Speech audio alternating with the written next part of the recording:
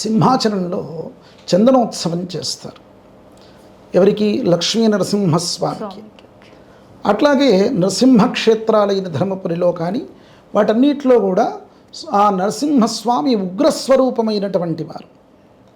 ఆయన రాక్షస సంహారం కోసం తన యొక్క భక్తులను కాపాడుకోవడం కోసం శ్రీమదాది విష్ణు మత్స్యకూర్మ వరాహ నారసింహ వామన భార్గవ రాఘవ కృష్ణ బౌద్ధ కలికి దశావతారాల్లో ఉగ్రస్వరూపమైనటువంటి అవతారము, అగ్నిస్వరూపమైన అవతారము ఈ నరసింహావతారం. తన యొక్క ఉగ్రాన్ని తగ్గించడానికి ఆయన యోగుడుగా ఎందుకంటే నరసింహస్వామికి యోగ నరసింహస్వామిగా కూడా పేరు.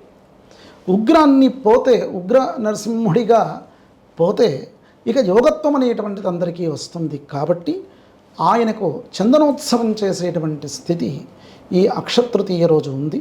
పరశురామ జయంతి కూడా ఇదే రోజు కనుక ఈ అక్షతృతీయ రోజు అనేక విధమైనటువంటి గాథలో చెప్పబడింది.